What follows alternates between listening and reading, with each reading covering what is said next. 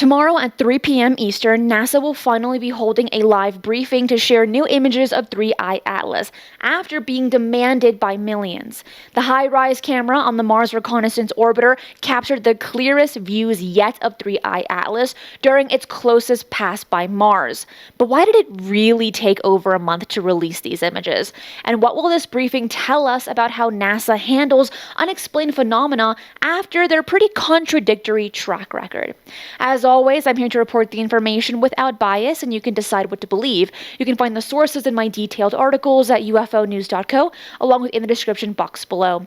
Hey ufologists, I'm Christina Gomez, and welcome to this episode of UFO News Updates. The images will hopefully show us better resolution than what the Hubble Space Telescope captured back in July. The event will take place at NASA's Space Flight Center in Greenbelt, Maryland, and will be airing on their website, but I will also be streaming it right here on this channel as well, so make sure to hit the notification bell so you do not miss that live stream. 4 key figures will present their findings. First, NASA's Associate Administrator Amit, who has spent 20 years at the agency working on everything from the space shuttle to the International Space Station. Then, Nicola Fox, the Associate Administrator for the Science Mission Directorate.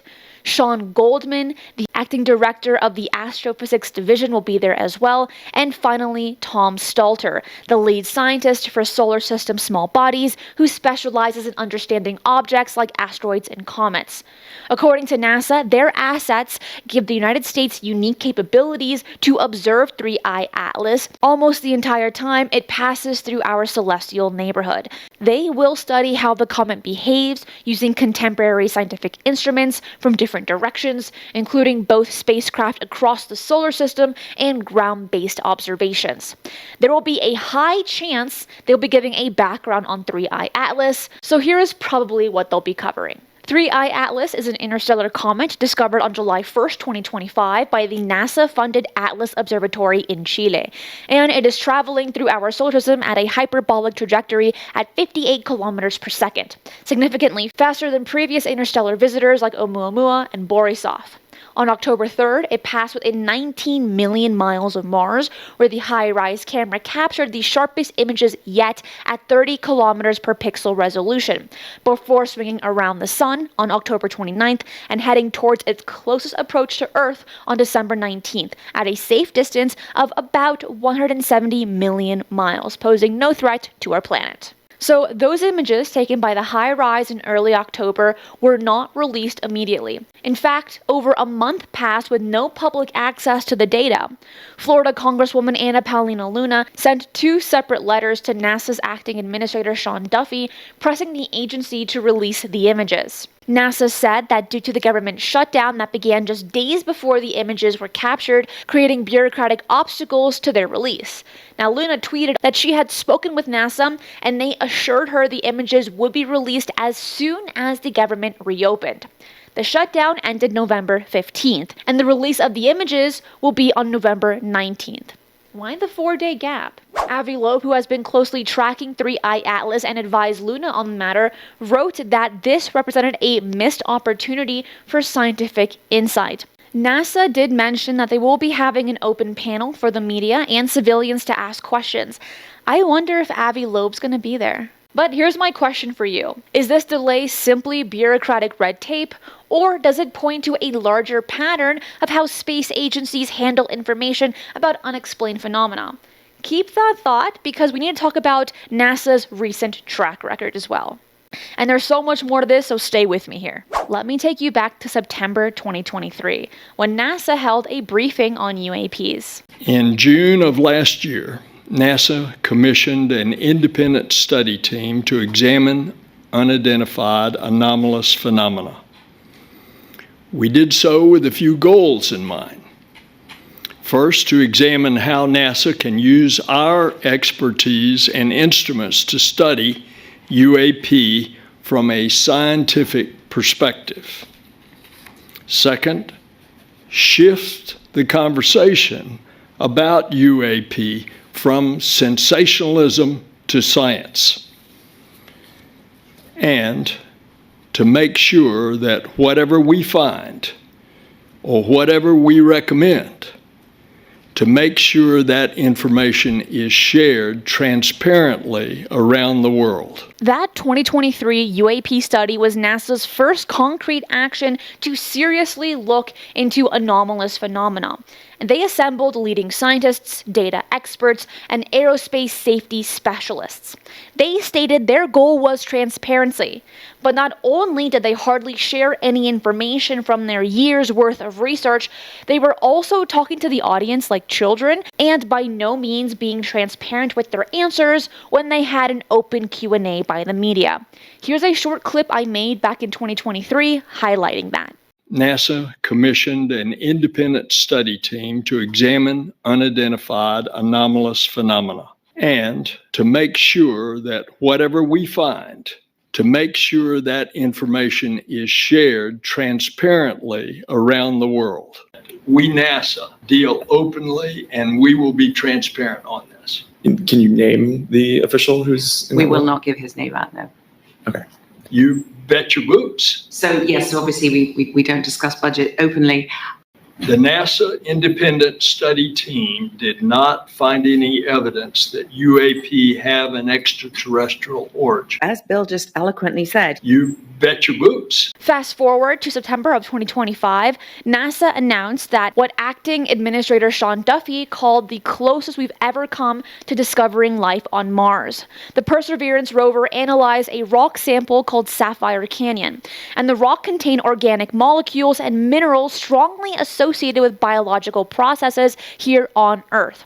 As Shawn Duffy said, we're super transparent. Take a listen to this clip. What's exciting is, in the past, what we thought it was, our peer reviewers would say it was not. Our peer reviewers are saying, well, this actually could be what NASA thinks it is, and that's why this is so exciting, and that's why we want to have this press conference to share it with the world, to share it with you. And also, we are ultra transparent. So let us look at the pattern here. When NASA investigates UAPs, they emphasize the need to shift from sensationalism to science. They highlight the limited data available and the difficulty of drawing conclusions. The 2023 study was cautious, measured, and ultimately inconclusive about the nature of most UAP sightings. When NASA announced potential biosignatures on Mars, the language was carefully hedged. The Sapphire Canyon sample contains a potential biosignature, they say. The materials could have formed through microbial activity, but they also could have been formed through non-biological chemistry. We need to return the samples to Earth for definitive answers. That's what they said. But when it comes to 3I Atlas, an interstellar object displaying multiple unusual behaviors, including sunward jets that are not typical of comets, the images are withheld for over a month due to bureaucratic delays. That's their excuse. Also, I think it's a little important to know about the panelists before we get into tomorrow's briefing, how they handle themselves when answering questions. Don't you? Here is Dr. Nicola Fox speaking about NASA's role as explorers at a recent MIT conference. You know, I can't help but think that we really are at an inflection point. The decisions that we make today will literally shape the architecture and the future of space exploration for generations to come. She's right, and those decisions will take effect tomorrow. How will they handle the media questions tomorrow, and will we actually receive answers or even closure after the panel? Next is Shawn Goldman, the acting director of the Astrophysics Division. My name is Shawn Domagal-Goldman. I'm a research space scientist at NASA Goddard Space Flight Center. And Shawn, are we alone? Well, I don't know. What's exciting to me is that that's a question we've been asking for a long time. And in our lifetime, we're going to turn that into a testable hypothesis. And that's cool. When I asked you the question, are we alone? Yeah. What did you understand by the word we? Biosphere. The biosphere. Yeah. It's really interesting to see how he interpreted the question. And lastly is Amit, who has spent 20 years at the agency working on everything from the space shuttle to the International Space Station. I've been in the agency 20 years. I started right after the accident, the Columbia accident. It was a pretty harrowing time for all of us. I think my first assignment was actually to read the Accident Investigation Board report. But since then, I worked. The agency has recovered incredibly well. We finished the space station. I was part of that, and then I was part of the program over there, and then was asked not to, but three years ago, to come over and help the team working on exploration. Tomorrow at 3 p.m. Eastern, we will finally see what the HiRISE camera captured. They could hopefully help us understand whether this is simply an unfamiliar type of natural comet or something that challenges our current understanding. Where do you hedge your bets? Let me know in the comments. But beyond the scientific data, this briefing raises bigger questions about transparency and how space agencies communicate findings about phenomena that do not fit neatly in their categories. We'll be covering the briefing live and breaking down what they reveal. I'm Christina Gomez, and that's it for today. I will see you again tomorrow. Be safe, and remember, keep your eyes on the skies.